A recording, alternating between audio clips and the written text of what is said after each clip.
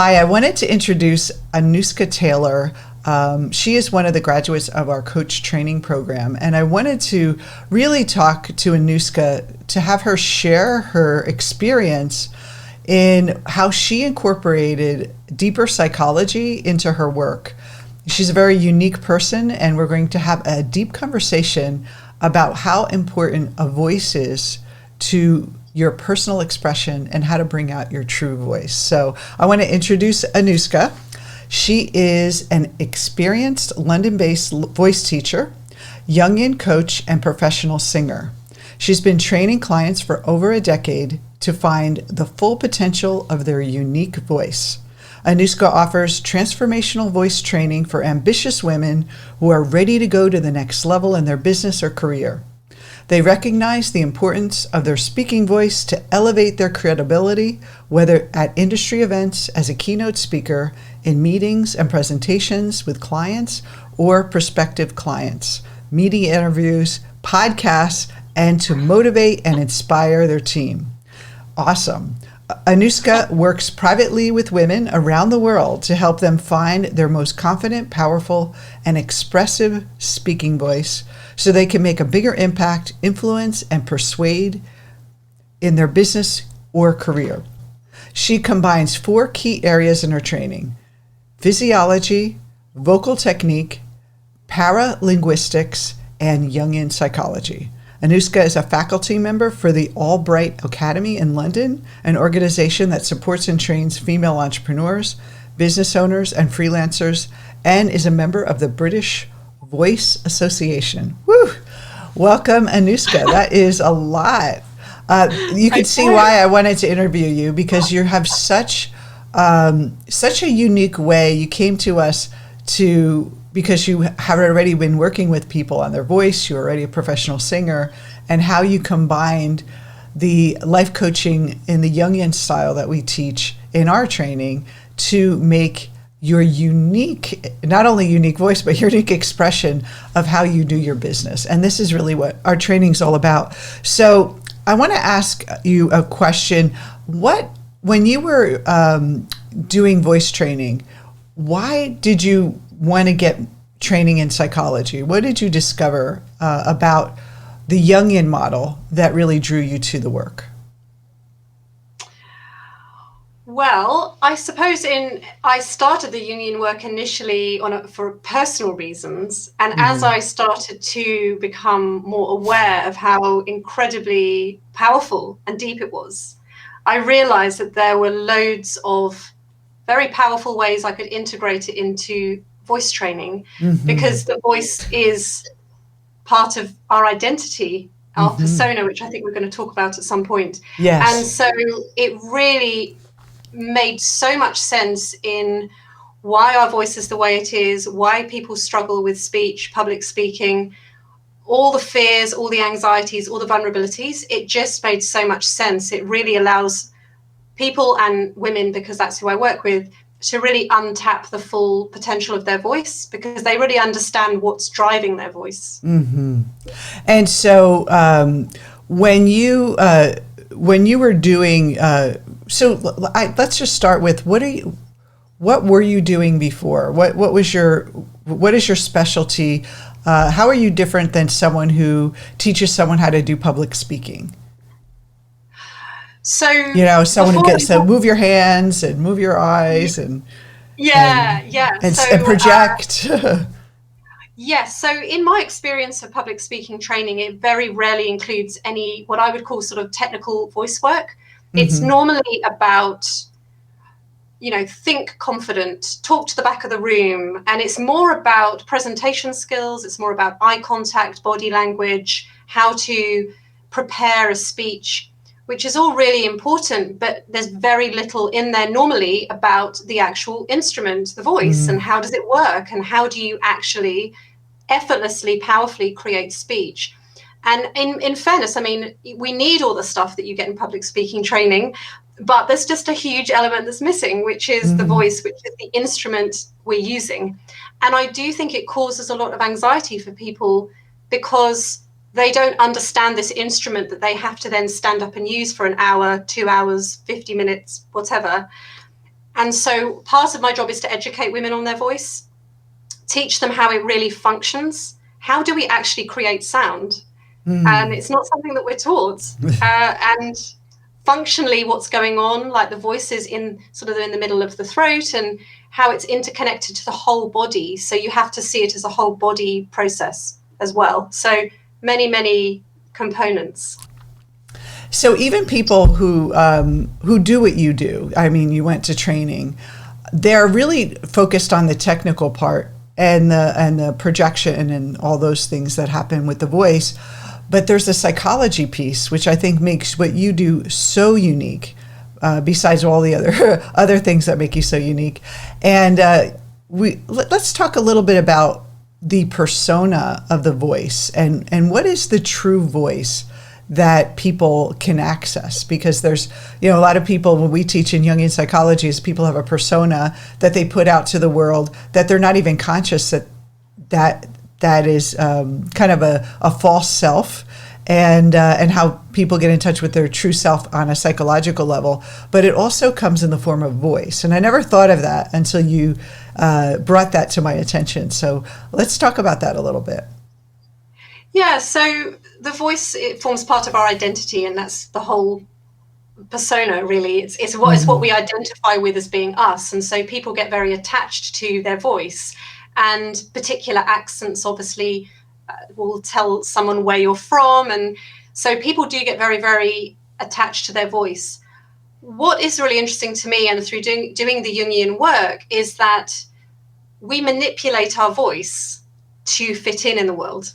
So, and it's not to be nasty. We're not doing it to be evil or horrible, or we all do it. So we have our professional business voice. We might have our voice that we're talking to a man that we fancy on a date. We might have our voice that we're talking to our pet or our parents, or we use different voices, and it can be a slight shift in tone or a slight shift in pitch. But essentially, we do manipulate our voice to try and be accepted. Now, sometimes I think it can be a conscious thing. Sometimes I don't know if it's conscious. I certainly know, like my mum, for example, used to say, she had a particular voice when she answered the phone. And then, hello. She had a very deliberate, yeah, I know. And it was so funny, because as soon as she realized it was me on the end of the phone, the voice completely changed. So that is true. I had one of my cousins is gay, and he always had like a very feminine voice, but he was in business, so he would answer the phone, hello, la la la, and I'd say, oh hi, it's me, and he'd go, oh hi honey, like really high, like it was like a completely different voice. So, and I used to just crack up. It was like, oh, you have your business voice on. But I think it's really important too is that we also learn the voice that's acceptable in our childhood that fits with that environment. And then we end up adapting the voice. So maybe we have the boardroom voice, which I think a lot of women try to be deeper in their voice in the corporate world. And then when they're out dating or in their social life, they want to be higher. But then I see people that they really don't like their voice. They're kind of stuck in a pattern of speaking that they wish they could change, but they don't know how to do it. And that's really where you come in. They're aware that they don't like their voice, and they may not even know why. They hear themselves talk or recording of themselves, especially people that do this type of work, coaching or stepping out in public, doing and they watch their video and they're like, oh, I hate how my voice sounded here. And so that's really where you come in, and what is the authentic voice for someone? How would you describe that? Where they can really feel good about what the tone and what they're speaking, and they feel completely in their power. It's a voice that is free and natural, as in there's nothing constricting, limiting, tensing, holding the voice back. And one of the things I think many women come to me for, because as you say, they often don't like the result of their voice. What they don't realize is often they have unconsciously tensed their voice, constricted their voice, and then it sort of shuts down the voice. So they might end up, for example, with a very raspy voice, or a voice I never had that. or a voice that sort of sits at the back of the throat and is very almost sort of like going towards that vocal fry sound. So women can shut their voice down because they're not conscious, and usually that comes in the form of tension, constriction, fatigue as well, can limit the voice. And so one of the things is, if there's any kind of tension or constriction on the voice, then that isn't your natural voice, that isn't your true voice. So first of all, it's really about freeing the voice. What kind of brakes have you put on the voice? How have you stuffed the voice? And then it's from there really playing around with tools for expression and dynamics and engagement. But we've got to like unleash the voice first. I use that term, and it is a bit of a marketing term, but it's also true, because the literally, if the throat's tense, it's kind of blocking the voice. So, and I do feel that, you know, I work with the psychological component with people and their personas, and they kind of put up what they think other people want to hear and see in their persona of who they are, or they feel like can express themselves in certain environments because of cultural conditioning or family conditioning. And so when they step into that true self and they express themselves, they do feel that freeing feeling. And I can imagine, I always tell our coaches when they graduate, you know, when they're out building a business, doing videos like this one, is that we have to really know who we are, and that authenticity is really going to, if you're trying to get clients or customers and using the media podcasts to attract clients and customers, you want to have that authenticity, because you can tell, I think intuitively we know when someone's faking it or when someone's nervous. I think we can pick that up. And that is why I feel it's so important for the job you do, because you're not only helping someone perform better, but you're helping them really gain confidence and be with themselves in a truer way that's going to actually bring them more abundance in their business and their life and more following. Have you noticed that in the before and after with your clients?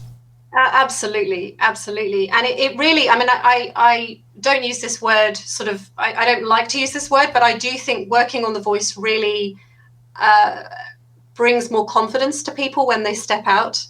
I think there's just a natural power that comes from people, because really it's that internal, the voice is a manifestation of the internal mind anyway.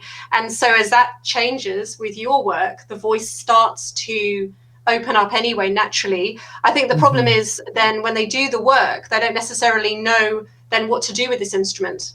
So, but also sometimes I find too that they are now starting to step out, but there's still some internal conflict about what they're doing. So that is manifested in the voice. So I see that too. Like women need permission to be the leader, to be the expert, and you could sense it in their voice when there's hesitation. Yes, and that political debate with Kamala Harris when she was talking about I'm speaking, which is really interesting to me, because she, on the surface at least, is this very powerful, confident, authoritative woman, and yet she had to keep saying I'm speaking. And I think that's something that many women experience. And to me, that was just more a reflection of maybe her own internal conflict, that there was some aspect that she didn't feel it was okay for her to speak. Or she's not being heard.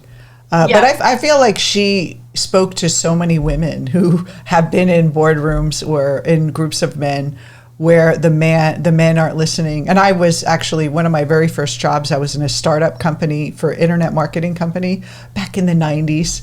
And you were probably still in school. Maybe, I don't know how old you were then. But it's so, I was the only woman, and it was a bridal registry company. So it was all about marketing to women. It was all men. And I felt like my ideas weren't heard. But it was my own insecurity, because I grew up in a very patriarchal household where, women shouldn't speak, and, you shouldn't speak up, and, you be quiet, and women don't have a voice. And so I think, our upbringing around as a woman, how important your voice is coupled with now an adult environment, which is almost kind of I think culturally all women can relate to this, is that we don't know how to use our voice in a very powerful way. And so I do feel a difference in myself when I'm nervous, and I feel like my voice is very thin when I'm not in my power. And then when I'm in my power, I feel like I'm speaking from my heart versus from my throat. And it's just it feels so much more genuine and heartfelt. And I feel that people would connect more than that nervous self. And I watched some of my old videos from when I first started, and I was so nervous, and I talk really high, and I was always trying to be bubbly and because I thought that's what people wanted. And so I just believe that every woman should learn how to use their voice in a very powerful way, because it does empower other women to step up and speak up when they need to. And I also think when you're connected to that true part of yourself, the voice just is going to work. I mean, it works from its natural place best. And so when we try and force it or manipulate it, it's never going to be as powerful as if we work on it from its natural place. And that's what I teach women. What is my natural voice? How do I find it? And we learned how to use our voice through mimicking our parents as kids. So we end up learning how to use tone and how to move our lips and all those things by watching our parent. So we're learning a bad habit that's being passed down from generation, and no one's really told us the proper way to use it. And maybe we're lucky and we have someone with a big voice, but then most of us don't. And it's the same thing with, what we teach in our training is all about that. The things that our parents teach us, we're kind of caught in that habit, and we don't really know who we really are. We identify with what we believe we are. And I also think that your work is so important, because if someone just worked on the technical part of their voice, they may feel better and they may be able to use that instrument, but there's something psychological that's not being addressed. Can you talk about that a little bit, of how you work with someone in their shadow around the voice? Yeah, so normally people come to me, there's usually an emotional component to them coming to me, and there's also a sort of physical component. So, for example, it could be my voice is raspy and it's tired all the time, but they also could say to me, for example, one of my clients said she never felt heard in the boardroom. And so I addressed them kind of separately, but eventually they kind of merged together to actually create a more powerful voice. But essentially, the question I ask clients, and I usually send them some questions to go away and journal or meditate on, is what does a person that is really heard, what kind of person is that? What do you have to become to be a person that's heard? And I challenge them to think about, what are the qualities of someone that's heard that perhaps you don't like, or that fill you with fear? And that's where we need to go, because if you don't feel heard, if you struggle to project, if you struggle to get your voice out, on some level, probably unconsciously, you don't want your voice out. So we have to get to the root of that. Otherwise, we can do all the technical work, go back. Yeah, I find that true. And especially with like basic, ordinary life coaching, you could tell someone, do these 5 things to get your business going. Here's some affirmations to say, to believe in yourself, put a vision board up. But if you're not working with what is really going on unconsciously that's stopping you from stepping out, you can have write all the checks for $1 million you want and put them on the wall. But what is it about? And I find that success is directly related to who we need to become, versus anything technical, technical voice, yes, but anything like marketing wise. I mean, marketing, like you said, the technical is important, the marketing is important, but the real shift happens when you're working to really pull out that real you that your ego has been suppressing your whole life. And a lot of people think it's about getting rid of negative things in the shadow, like when they think about shadow work. But it really is, what's in the shadow is our light. And I love what you just said. You ask them who they need to become, what's in their shadow, who they haven't expressed yet. And that's what I love about this type of coaching, and especially applied in a very unique way. So when we have our coach training, we're not having cookie cutter, like we're just training all voice teachers and voice trainers to be Jungian coaches. It's every coach has a unique difference. And that's why I wanted to interview you today, because I think you really have demonstrated how you could take your passion and use this deeper work and actually elevate yourself above some of the other people that do what you do, that you would think of as competition, right? And now you're kind of like you're a category of one now. Yeah. There's not anyone else in the world that does what Anouska does. not at this depth, no. I mean, there are some voice teachers that bring in sort of what I would call sort of superficial mindset work.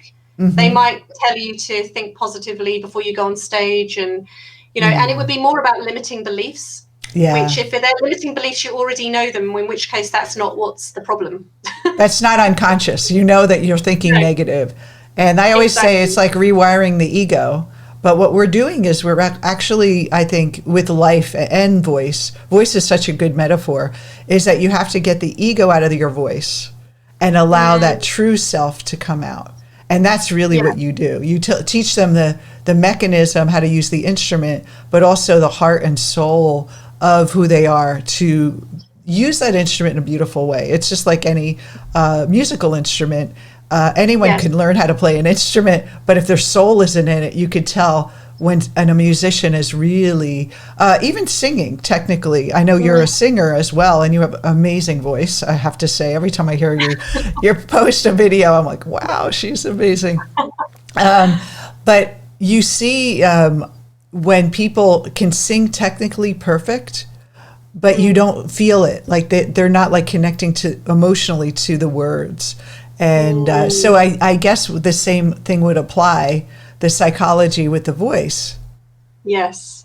And I think technique, and actually I did a video on this recently, but I think technique can, if you're not careful, become another hook the ego gets into, because it's like, it's a way of feeling safe, actually, when you buy into technique. But you need it, on the flip side, you need it to actually open yourself up to the full potential of your voice. But you don't want to get stuck there, because then you don't allow yourself to go into that creative expression. You're so in your head about, I've got to hit that note perfectly in this way. I see a lot of women too, they go create a business with, doing all the right things, like they're following the marketing techniques, but it's not who they are, and they make good money and it works, but they're not happy. They're not really like connected to the work. It's like, it's just another job for them. And I think that we all need to go deeper into who we really are and ask that question. And I don't think many people really ask that question in a meaningful way.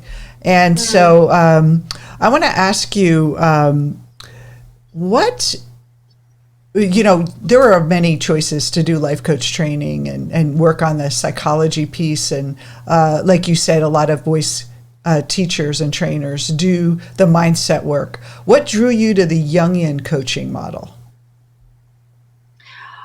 If I'm honest, because I tried all the other stuff and it doesn't actually really get you anywhere. That's a good answer. I've always been into personal development. I probably recycled a lot of them now, but I had, you name it. If there was a book, I bought it. Louise Hay, I think, I've literally I've either had them or still have them. So I went to every workshop, and I just felt like there weren't major shifts happening in my life. It would be, as we said before, you might feel a little bit better, but there was nothing kind of substantially changing. Because I think I needed a deeper understanding of my mind, and it doesn't, that superficial stuff doesn't give you that. You just get and I used to do this. I used to put like, I am beautiful, I am confident, like stuck on my mirror. Me too. I did the same thing. I put "When Men Love Me" on my mirror, and I had a date come over and he wanted to see my apartment, and I was like, wait a minute, I had to take all my little notes down and hide them. That is funny. So, it is funny. So it just doesn't work. Yeah. If you really want to make massive, if you want to actually really create something brand new and do something really amazing in the world, it really doesn't work in the long term. You might, and it's safer for the ego to do that stuff because it doesn't require any deeper change. So I got stuck there for a very long time. And it was probably only because I had, at the time, I think when I found you, I'd lost my mum and there were lots of massive changes. And I think, unfortunately, often we wait for our world to be turned upside down before we find things like this. So, But anyway.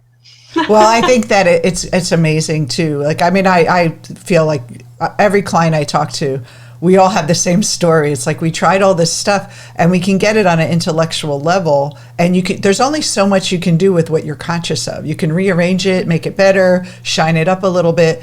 But when I discovered the shadow and the things that I wasn't conscious of, and also I think the most empowering thing is to see that the things in there are really your potential, and the things that you wouldn't allow yourself to have because there's some conflicts around it. So being successful, there may be a conflict around having money or getting too much attention. And like I'm sure you've discovered with your voice clients, is that they probably have a conflict with being heard. Even though they want to be heard and they want to express themselves, there's that, am I qualified? What if I get criticism? So I'm going to sit on my voice and maybe if I don't speak too loud. Well, it's interesting when I've done shadow work with people before about, okay, so how would you describe someone that's heard? And often it will be, aggressive, domineering, full of themselves, and you can see the emotion is like, I don't want to be that person, and so they kind of go completely the opposite, and then they start, talking really quietly and really softly. And I said, but, and I love your expression, and I use it all the time now with people. I say, you just need a spoonful of that into your world. You don't have to become aggressive or domineering or talking over people in meetings. But it's just a spoonful of that. And I think that's really powerful for clients because we're so busy judging all those qualities in people that we dislike. But really, we're limiting ourselves in our own judgment of other people. And I always say, too, that that kind of being too much, what is the positive in that? Like we assume that's terrible.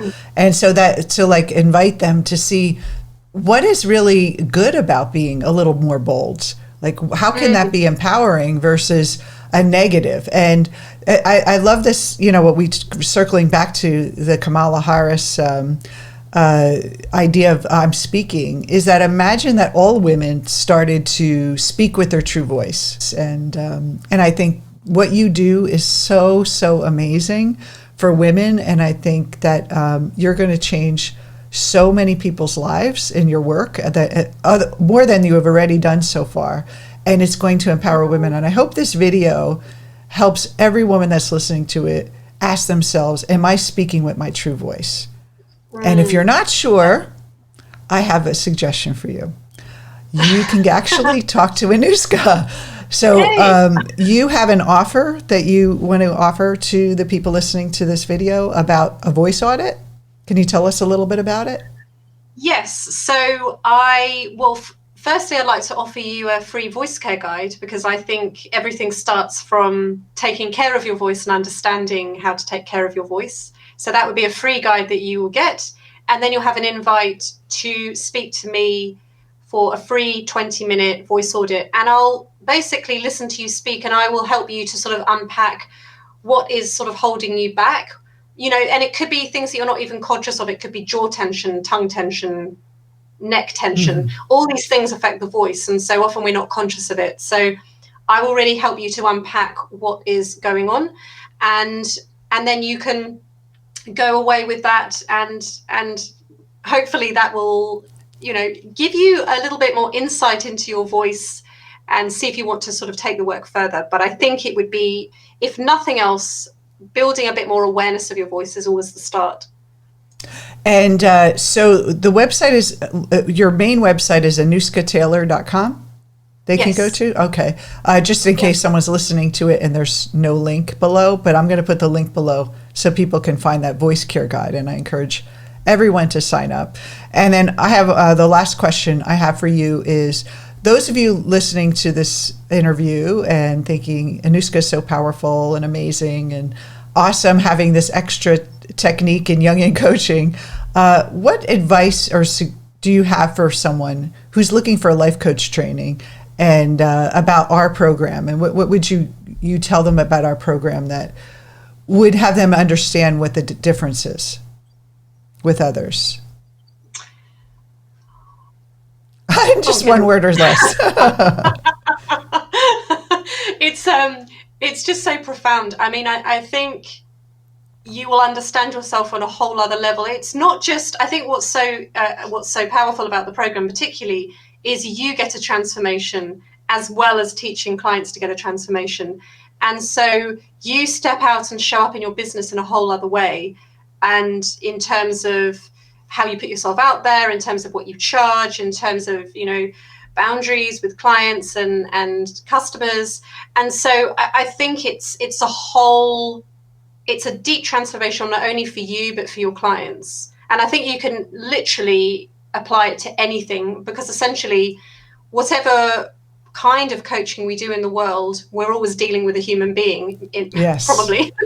And so we always forget that. Yeah. Well, great. Well, thank you so much for sharing yourself with us and your wisdom today. AnouskaTaylor.com. And I'm going to put the link below in this video to let you find out more about how to get that voice care guide and your voice audit, how to sign up. And I encourage you, if you feel any hesitation to presenting or wanting to express yourself in a deeper, more truer way, I invite you to go and take advantage of this voice audit. It's not going, she only has them for a limited time. And so there are limited spots available. So this is a great New Year commitment to yourself to be heard and to express yourself fully. And I just want to thank you again, Anouska, for being such a bright light in our lives and the lives of the women that you light up with their beautiful voice. Thanks very much. You're welcome. Take care.